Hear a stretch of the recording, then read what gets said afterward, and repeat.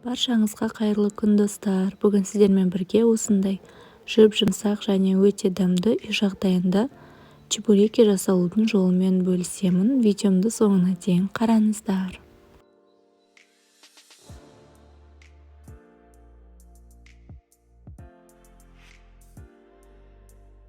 Ең алдымен қамырымызға кірісеміз.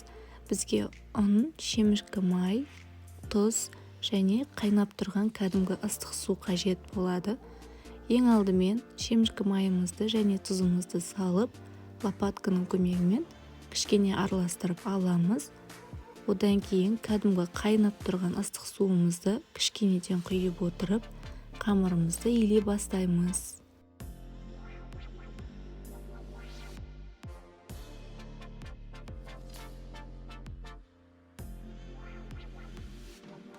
Бізде осындай қолға жабыспайтын жып-жұмсақ қамыр шығуы қажет. Одан кейін қамырымызды салафанға салып, 30 минутқа холодильникке қоямыз. Одан кейін салмасына кірісеміз. Менде салмасына асылған картоп, тұз, бұрыш және сары май. Одан кейін сүтті қосып, жақсылап тұрып, пюре жасап аламыз.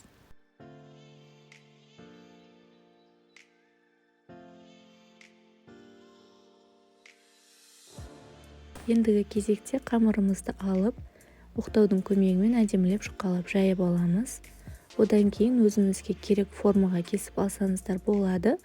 Маған кішкентай чебуреки керек, яғни мен кішкентай ыдысты алып, осылайынан өзіме стаканның көмегімен форма жасап алдым. Сіздерге если үлкен форма керек болса, сәл үлкендеу ыдыс алыңыздар. Жаңағы бөліп алған кішкентай бөлшектерімізді тағы да оқтаудың көмегімен жұқалап жайып шығамыз. Одан кейін шетіне салмамызды саламыз. Бұл жерде ескерте кететін жайт, салмамызды қатты шетінен шығармаймыз. Өйткені біз қазір ол жерді әдемілеп түйеміз. Біздің яғни салмамыз сыртқа шығып кетпеу керек. Мұқият болыңыздар. Видеодағыдай вилканың көмегімен әдемілеп узор жасап аламыз.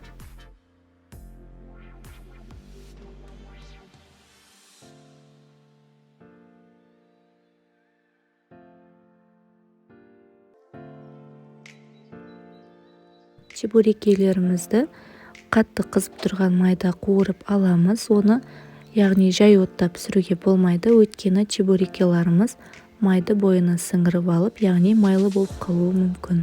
Егер чебурекилеріңіз майлы болып қалса, оны қағаз салфетканың үстіне салып, майын өзіне сіңіртіп алсаңыздар болады.